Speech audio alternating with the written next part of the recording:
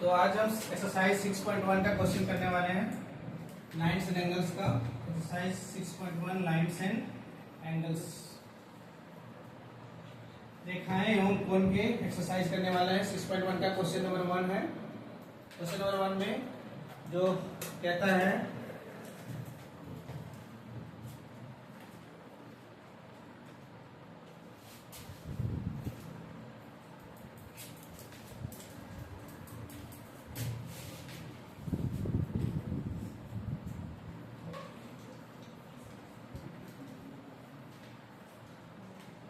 In figure 6.13 lines AB and CD intersect at O। दो line से AB and CD दोनों intersect कर रहा है पॉइंट O पर। इफ एंगल AOC ये वाला angle plus angle BOE this angle दोनों का सम दिया हुआ है 70 डिग्री। ठीक है। एंगल BOD मतलब BOD ये वाला एंगल ये दिया है कितना 40 डिग्री गिवन है। Find angle BOE and reflex of COE। तो फाइंड करना जो रहता है उसको हम लिखते हैं टू फाइंड। एंगल BOE निकालना है, साथ ही reflex of COE angle COE का रिफ्लेक्स एंगल निकालना है। इसको हम देखेंगे बाद में समझेंगे, पहले हम एक चीज को करके देखते हैं। तो लेफ्ट साइड में हमेशा क्या करोगे, फिगर को राइट साइड में लिखोगे और गिवन को लेफ्ट साइड में। गिवन लिखने के बाद क्या सहूलियत होता है कि हमको दोबारा बुक देखने का बार बार जरूरत पड़ता नहीं है। क्वेश्चन बनाने के लिए बार बार हम बुक को देखेंगे नहीं। ठीक है।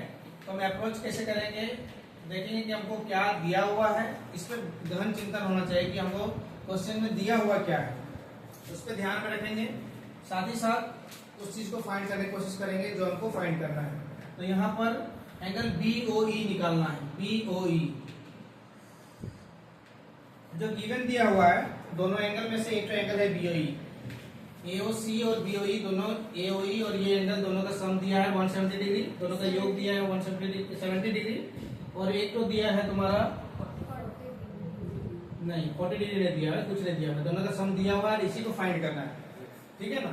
तो उसको फाइंड करने का, दोनों को फाइंड कर सकते हैं। खैर तरीका तो बहुत सारा, इधर से भी हम फाइंड कर सकते हैं, लेकिन हम ये देख रहे हैं कि दोनों में से जो ये एंगल है, ये दोनों जो है, जब ये दोनों लाइन इंटरसेक्ट कर रहा है, जब ऐसे लाइन इंटरसेक्ट करते हैं आपस में, ठीक है, तो ये जो एंगल कहलाता है, ये क्या कहलाता है, वर्टिकली अपोजिट एंगल, शीर्षाभिमुख कोण।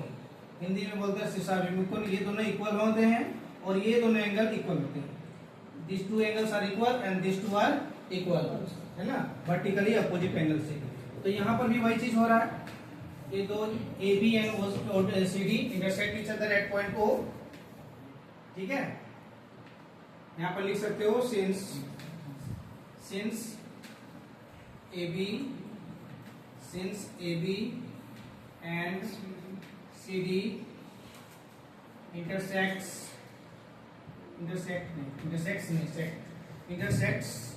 S नहीं लगेगा बिकॉज डॉट है, intersect at point O। तो दोनों इंटरसेक्ट कर रहा है कितना, पॉइंट O में। इसलिए क्या होगा, एंगल AOC इक्वल टू हो जाएगा एंगल BOD। कितना दिया हुआ है, 40 डिग्री दिया हुआ ऑलरेडी। ठीक है। क्यों, वर्टिकली अपोजिट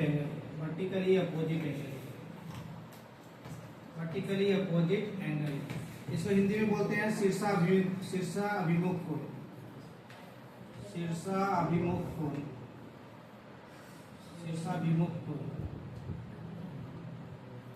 ठीक है। बाकी हिंदी वाला भी इस तरह लिख सकता है, गिवन लिख सकता है as it is, find to find लिख सकता है एज इट इज, है ना। उसमें कोई चेंज नहीं करना है। हिंदी में भी रहेगा तब भी एक गिवन और to find same to same लिख सकता है। हिंदी मीडियम में जो बच्चे हैं वो भी सेम टू सेम यूज कर सकते हैं। सिर्फ यहाँ पर वर्टिकल अपोजिट एंगल की जगह पे शीर्षाभिमुख कोण का यूज करना है। AB and CD intersect at point O की जगह पर हम लिख सकते हैं कि AB और CD आपस में बिंदु O पर प्रतिच्छेद करते हैं। तो यहाँ पर एंगल जो AOC हमारे पास निकल के आ गया, एंगल AOC कितना डिग्री निकल के आ गया, 40 डिग्री। एंगल AOC कितना डिग्री आ गया, 40 डिग्री। तो BOE और AOC का सम दिया हुआ है, as we have given AOC plus BOE, angle AOC plus angle BOE is equal to 70 degree. क्यों, बिकॉज गिवन है, दिया हुआ है। तो AOC हमारे पास अभी निकला 40 डिग्री और एंगल BOE जो है इक्वल टू सेम 70 डिग्री लिखेंगे तो एंगल BOE निकल के आ जाएगा कितना 70 minus 40 degree, that means 30 degree. तो एंगल BOE हमारे पास आ गया ये कितना डिग्री 30 डिग्री। BOE एक एंगल निकल के आ गया 30 डिग्री। दूसरा हमको निकालना है BOD ये वाला एंगल, सॉरी COE ये एंगल निकालना है। अच्छा ये एंगल नहीं निकालना है, रिफ्लेक्स ऑफ COE। रिफ्लेक्स का मतलब समझना होगा, रिफ्लेक्स का मतलब होता है कि उसको छोड़कर। रिफ्लेक्स अगर कोई एंगल दिया हुआ है इसका मतलब है कि रिफ्लेक्स का मतलब है जो एंगल दिया हुआ है उस एंगल को छोड़कर, यानी उसको माइनस करके कितना डिग्री होता है उसको रिफ्लेक्स एंगल बोलते हैं। ठीक है ना, आया बात समझ में?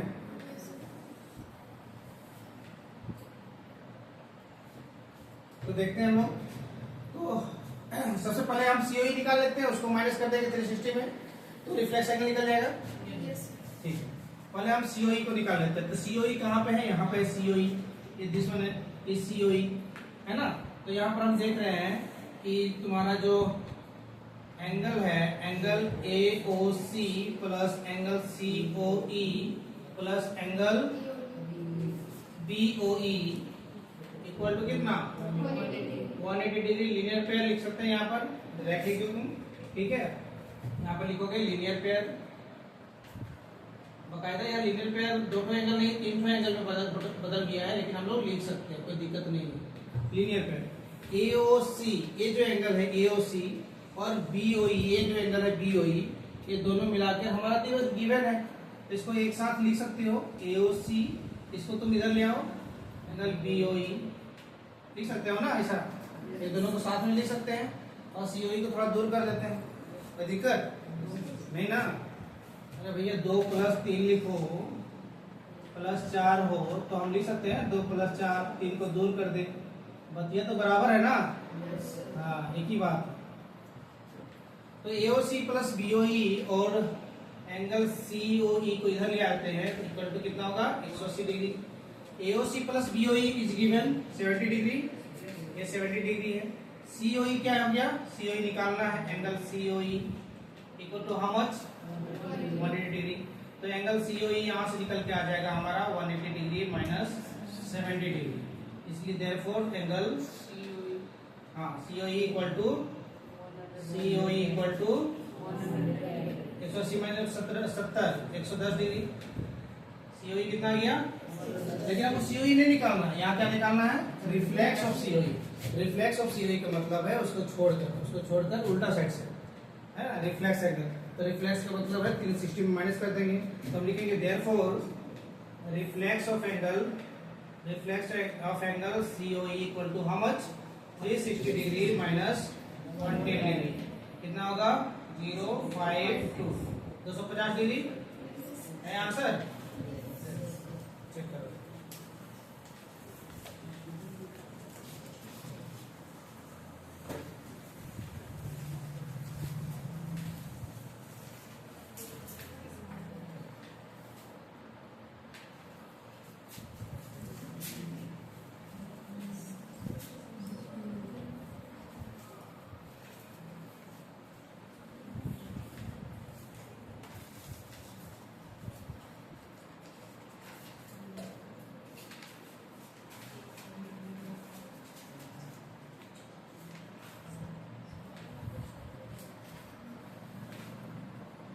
हो गया कंप्लीट।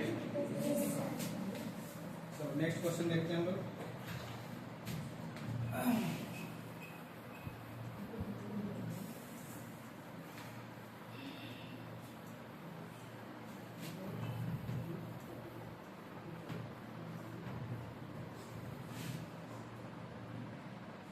नेक्स्ट क्वेश्चन है क्वेश्चन नंबर 2। क्वेश्चन नंबर 2 कहता है इन फिगर 6.14, इन सभी में फिगर ज्योमेट्री का है, फिगर का इंपॉर्टेंस बहुत है ज्योमेट्री में। गिवन दिया हुआ है XY and MN intersect at O if angle POY। देखो फिगर पर देख लेते हैं हम लोग। लाइन ऐसा एक्स वाई एम एन ऐसे इंटरसेक्ट कर रहा है एक्स वाई को, कहाँ पर, पॉइंट ओ में। ये एम एन है, इंटरसेक्ट कर रहा है एक्स वाई को एट पॉइंट ओ। ठीक है, एक लाइन यहां से परपेंडिकुलर है ओपी, और ये दिखा रहा है this one is 90 degree, perpendicular है। ये इसको ए माना है, इस एंगल को बी और इस एंगल को सी माना है। ये पॉइंट है तुम्हारा ओ।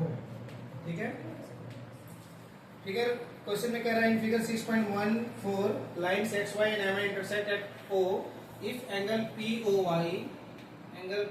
Y equal to 90 degree. कौन सा एंगल पी ओ वाई है, ये वाला 90 डिग्री है। इसका इस सिंबल का मतलब ही 90 परपेंडिकुलर होता है ना, नहीं भी लिखा रहेगा 90 डिग्री का रहेगा भी खाली, तो इस सिंबल जो रहेगा इसका मतलब होता है एंगल 90 डिग्री। साथ ही साथ क्या दिया हुआ है, दिया हुआ है A/B equal to 2:3। Then find करना है, टू फाइंड क्या निकालना है, C का वैल्यू निकालना है।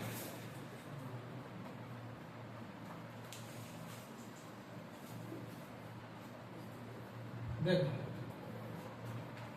POI 90 डिग्री दिया हुआ है, A और B का रेशियो दिया हुआ है। एंगल A जो स्मॉल ए है, एंगल स्मॉल ए, एंगल स्मॉल बी का, ये जो दो एंगल है दोनों का रेशियो दिया हुआ है 2:3।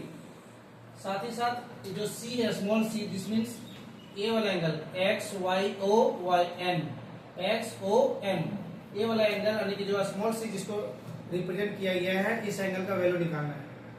ठीक है, क्या करेंगे हम लोग, सबसे पहले तो हम लोग ये कोशिश करेंगे कि जो रेशियो दिया हुआ है ए और बी का उसको फाइंड करें, है ना। इसके बाद सी निकालें।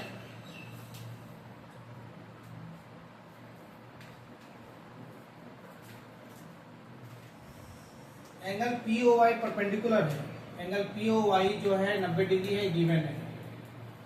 ठीक है, तो हम ऐसा कर सकते हैं, करीब अगर ये 90 डिग्री है तो ये भी 90 डिग्री होगा, होगा कि नहीं होगा, होगा ना। एक लाइन में टोटल रेखीय युग्म से कितने एंगल बनते हैं लीनियर पेयर से, 180 डिग्री। हम ऐसा लिख सकते हैं ना कि सिंस क्योंकि रे OP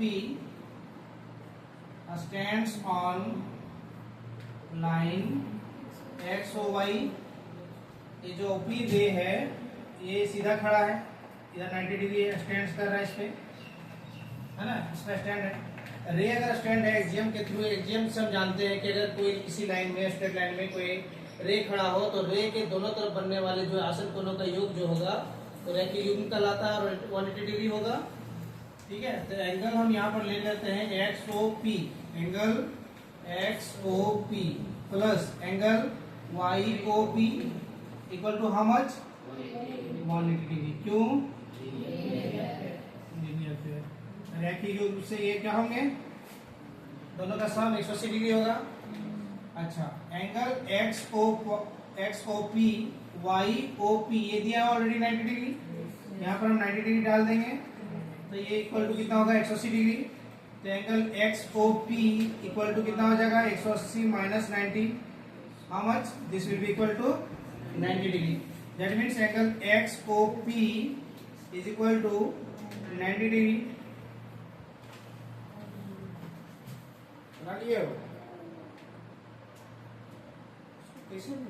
एक लाइन में एक ही तो लिखना है ना, हाँ उसको बैठाओ, एक लाइन में एक ही तो लिखना है, यहाँ पर एक तो, यहाँ पे एक तो, यहाँ पे एक तो, रूम में जाके बना कर। XOP इक्वल टू कितना, 90 degree, XOP equal to 90 degree. मतलब ये जो है वैसे भी हम लोग जा रहे थे लेकिन नियम संगत करना था, इसलिए हम इसको एक बार दिखा दिए, नहीं भी दिखाते तो तुम समझ रहे थे कि ये 90 डिग्री होगा। लेकिन चूंकि एकेडमिक्स में हम लोग पढ़ रहे हैं और लिखने के ही नंबर मिलते हैं, कंपटीशन में नहीं हो कि केवल आंसर ला दे। कंपटीशन में क्या होता है, सिर्फ आंसर लाओ, चाहे जैसे भी आओ, मर मिट के जैसे भी आंसर ले आओ, आंसर से कोई मतलब होता है, लेकिन एकेडमिक्स में तुम्हारे जो एग्जाम्स होते हैं वहाँ पर लिखने के नंबर मिलते हैं, इसलिए हर एक बात को टू द लॉजिक होना चाहिए। एक्सओपी ये जो दोनों, ये जो एंगल है 90 डिग्री निकल के आया। एक्सओपी का मतलब ए और बी दोनों इसमें आ रहे हैं, है ना। तो हम यहाँ पर देखो कह सकते हैं कि एंगल ए प्लस बी, ठीक है, ए प्लस बी क्या होगा।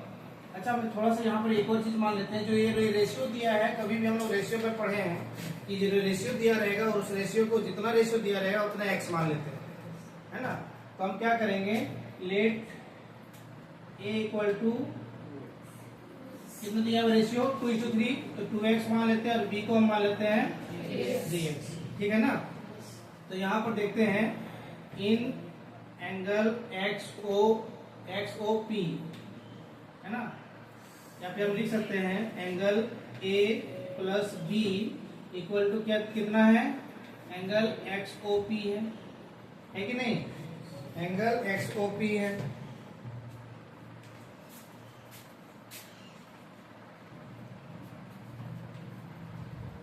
तो A प्लस बी कितना है, XOP equal to A plus B है ना।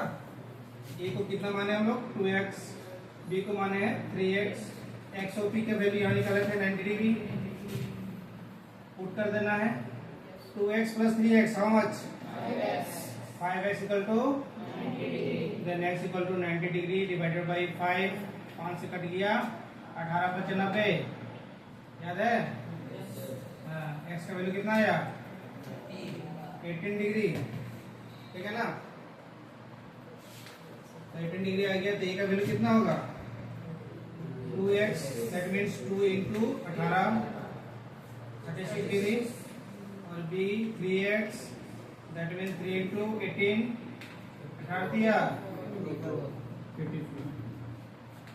हमको निकालना a और b तो निकालना नहीं था, चलिए हमको निकालना था क्या C निकालना था। तो हम देखते हैं कि C जो है इस स्ट्रेट लाइन में कहाँ पे आ रहा है, C कहाँ पे आ रहा है, देखो या तो इस दोनों का, देखो यहाँ से इसे कट करेंगे ऐसे, तो ये जो है ये या तो इसका शीर्षा विमुख होगा, वर्टिकली अपोजिट होगा, दिख रहा है, ऐसे काटा है दो लाइन, तो यहाँ ये जो होगा इस एंगल, ये एंगल का अपोजिट कौन होगा, vertically opposite A plus 90 degree होगा ना, यहाँ से निकल सकता है। या फिर केवल वही तरीका नहीं है, ये भी तरीका है, या फिर तुम इस एंगल को, ये लाइन को मान लो, एक ही लाइन में दोनों एंगल है B और C मालूम है, तो यहाँ से भी B पता है तो C निकल जाएगा, समझ रहे हो। दो तरीके से यहाँ पर निकाल सकते हैं, या तो हम एक लाइन में 180 डिग्री मान ले लीनियर पैथ से, तो यहाँ से B का वैल्यू पुट कर देंगे, C भी निकल जाएगा। या फिर अगर ये दोनों लाइन आपस में इंटरसेक्ट कर रहा है, तो ये जो C है, C का वर्टिकली अपोजिट होगा इस एंगल का A प्लस POY का, इसका ये दोनों का अपोजिट होगा, तो ये पता है हमको, ये पता चल गया, तो ये निकल जाएगा 90 डिग्री, और ये भी पता है तो इसका अपोजिट हमको निकल जाएगा। दोनों तरीका है ना। तो कौन सा तरीका से निकालोगे, जो तुमको आसान लगता है वो तरीका से निकाल सकते हो, ठीक है। तो हम यहाँ पर ऐसा लिख सकते हैं कि angle XON is equal to angle XON equal to angle MOY, angle MOY equal to how much. अच्छा, इसको पहले MOY लिख देते हैं, two vertically opposite angle, vertically शीर्षा विमुख, vertically opposite angle, vertically opposite angle से XON इक्वल टू MOY, ये एंगल, ये पूरा एंगल और ये पूरा एंगल क्या होंगे, आपस में बराबर होंगे, इक्वल होंगे, वर्टिकली अपोजिट एंगल से। अब क्या करो कि MOY के XON जो है, इसके जगह हम C पुट कर सकते हैं, जिसका वैल्यू C माना है, इसका वैल्यू XON का वैल्यू क्या माना है, स्मॉल c, और MOY की जगह हम लिख सकते हैं A प्लस 90 डिग्री, लिख सकते हो ना, A प्लस 90 डिग्री लिख सकते हो कि नहीं, लिख सकते हो। और C इक्वल टू A का वैल्यू हमको पता है, यहाँ से देखो 36 degree plus 90 degree, this will be equal to how much ये हो गया 6 9 3 12 126 डिग्री ना। C इक्वल टू कितना 126 डिग्री। ठीक है, ये निकाला था आप लोग।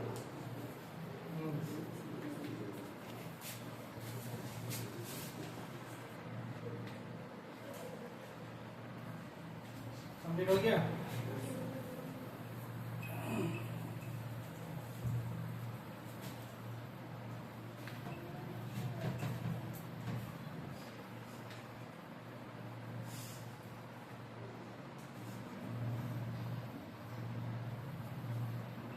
आवाज सुनाई दिया, हमको लगा कि आ रही है सब।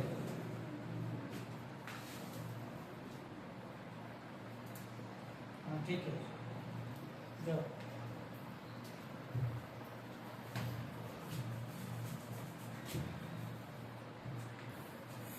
क्वेश्चन नंबर 3 ना, क्वेश्चन नंबर 3 देखते हैं। क्वेश्चन नंबर 3 क्या है? इन फिगर 6.15 फिगर क्या है? फिगर दिया हुआ ऐसा,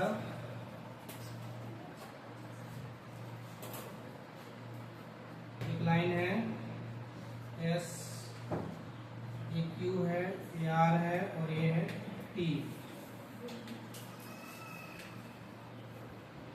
ये पी है, यहाँ एंगल बन रहा है, यहाँ एंगल बन रहा है। कह रहा है in figure 6.15 angle P Q R equal to angle P R Q.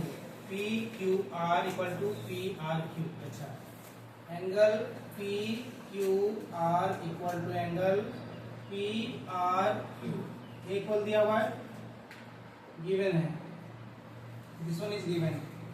P Q R मतलब ये एंगल पी आर क्यू के बराबर है, इसके बराबर है, ये दोनों एंगल इक्वल है। ठीक है ना। Then prove that angle P Q S, prove करना है। तो प्रूफ जब करना रहता है तो हम लिखते हैं क्या? टू प्रूव लिखते हैं। टू प्रूव, क्या प्रूव करना है? Angle P Q S equal to angle P R T. P Q S को पी आर टी से इक्वल करना है, ये प्रूफ करना है। पी क्यू आर और पी आर क्यू ये इक्वल दिया हुआ है। कितने लोग इसको कर सकते हो?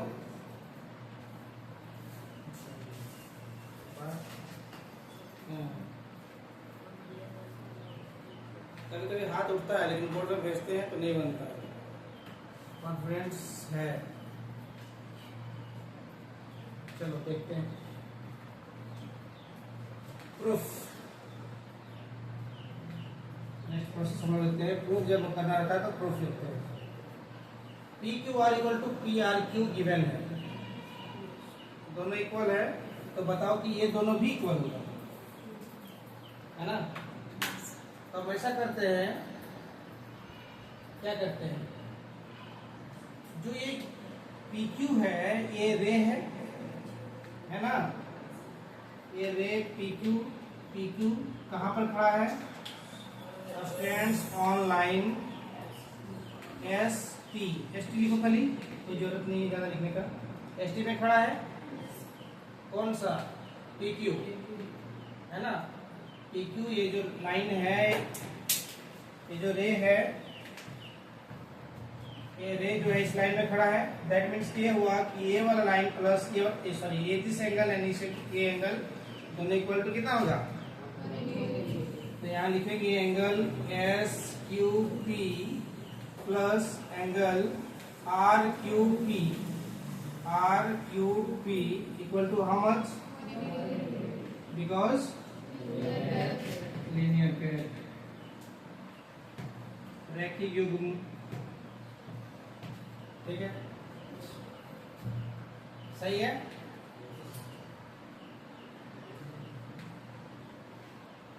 ठीक है ना।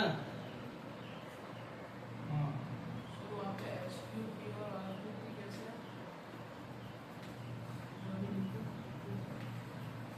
किसी को तो पता है भैया।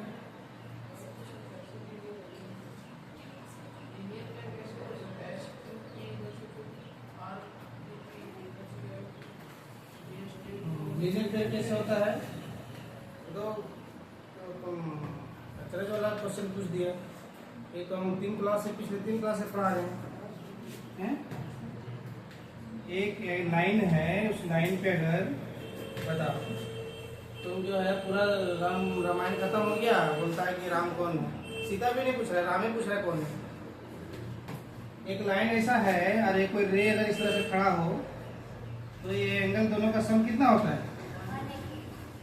180 लीनियर पे। तो यहाँ पर इसको अभी भूल जाओ, इधर भूल जाओ कि कुछ है इधर, खाली ये लाइन याद रहना चाहिए और ये रे याद रहना चाहिए। तो यहाँ पर क्या होगा, ये लाइन है, इसमें रे ऐसे खड़ा है, तो ये वाला एंगल प्लस ये वाला एंगल कितना होगा? तो यही वाला एंगल तो लिखे हैं SQP, ये वाला एंगल, और RQP ये वाला एंगल, ये एंगल प्लस ये वाला एंगल 180 डिग्री। ये लिखे ना, कोई दिक्कत? आप समझ में आया कि नहीं आया? हाँ, ये सब चीज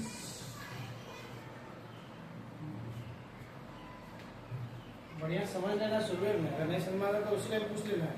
पता चला क्वेश्चन बनाना शुरू कर दिया, बोल रहा है कि नहीं समझ में आया, तो फिर गड़बड़ हो जाएगा। ब्लंडर भी बोलेंगे उसको, मिस्टेक नहीं, ब्लंडर, भारी मिस्टेक। तो SQP जो है, हम लोग देखो SQP और RQP इक्वल टू कितना है? 180 डिग्री। इसको हम क्या करेंगे, इक्वेशन 1 मान के रख लेंगे। अभी रहो तुम्हारा काम करेंगे। नेक्स्ट सेम वही काम करेंगे, यहाँ ये भी एक रे है, ये भी खड़ा इसी पे है, तो यहाँ पे लिखेंगे PR ना, स्टैंड रे PR stands on line ST, ठीक है ना। SQRT भी लिख सकता है, पूरा लिख सकता है, कोई दिक्कत नहीं, जो तुम्हारी मन हो।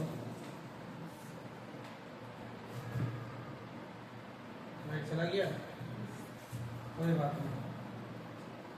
तो यहाँ पर देखो ये रे अगर खड़ा ऐसे है तो ये वाला एंगल को हम क्या लिख सकते हैं? QRP, एंगल QRP प्लस, और क्या इसको क्या लिख सकते हैं? QRP लिखे हैं। तो देखो कभी भी नेमिंग जब करोगे ना तो सिमिलर होना चाहिए, करस्पॉन्डिंग नेमिंग होना चाहिए, है ना। नामकरण जो करेंगे एंगल का, जिस तरह से पहला करेंगे दूसरा उसी तरह से हमेशा करोगे। जैसे इसको यहाँ से खींच के लाए, इसको यहाँ इस एंगल का नाम करना था तो ये बीच में आना चाहिए, तो यहाँ से QRP लाए, तो इसको हम जब करेंगे तो यहाँ से खींच के लाएंगे यहाँ पर, फिर इसके ऊपर जाएंगे तो TRP, angle TRP equal to कितना? ये भी 180 डिग्री होगा, लीनियर पेयर से, लीनियर पेयर, ठीक है। इक्वेशन नंबर इसको क्या कर लेंगे? नहीं, ठीक है ना। अब लिखेंगे फ्रॉम, यहाँ दिखेगा, हम लिखेंगे फ्रॉम इक्वेशन 1 and 2, फ्रॉम, नहीं दिख रहा है? From equation 1 and 2, comma we get, क्या हम पाते हैं 1 और 2 से, हम क्या मिलता है हमें? देखो angle SQP plus angle RQP equal to 180 degree, या फिर हम ऐसा लिख सकते हैं, सब्ट्रैक्ट ही कर दो, यहाँ लिख दो बाई सब्ट्रैक्टिंग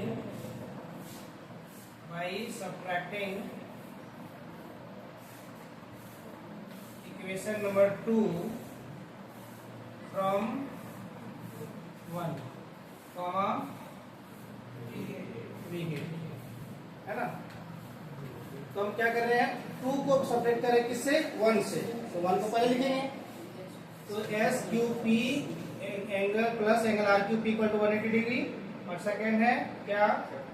QRP प्लस, पहले बोल रहा था, जाने तो नहीं दिखेगा, कोई बात नहीं, यहाँ लिखते हैं हम angle SQP plus angle RQP equal to कितना? 180 डिग्री। एस क्यू पी यहाँ पर लिखा हुआ इक्वेशन 1 में S Q P plus R Q P equal to 180 degree, और सेकेंड इक्वेशन है angle Q R P plus angle T R P equal to 180 degree. हम क्या कर रहे हैं, सब्ट्रैक्ट कर रहे हैं बाय सब्ट्रैक्टिंग। किसको कर रहे हैं, 2 को। किससे कर रहे हैं, 1 से।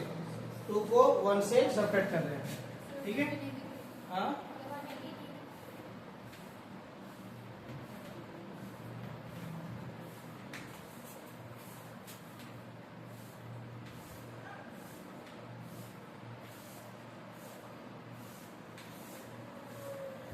S Q P plus R Q P equal to 180 degree, Q R P plus T R P equal to 180 degree.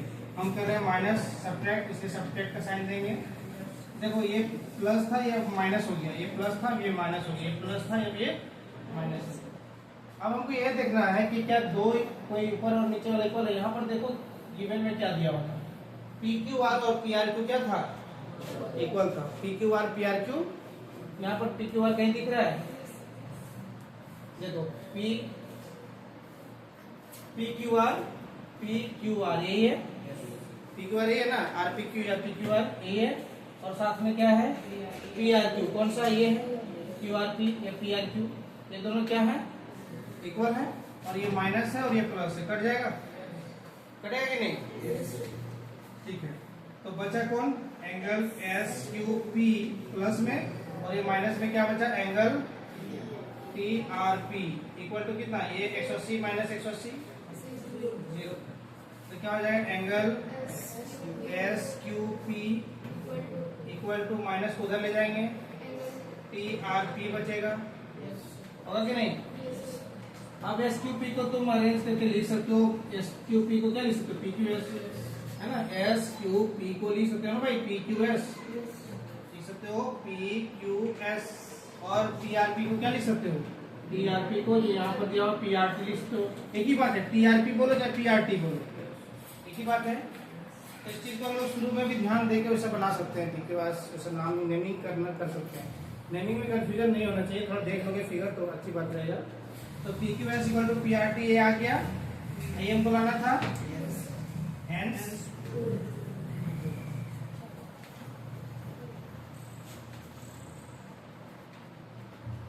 समझ में आ गया बढ़िया से, नहीं आया।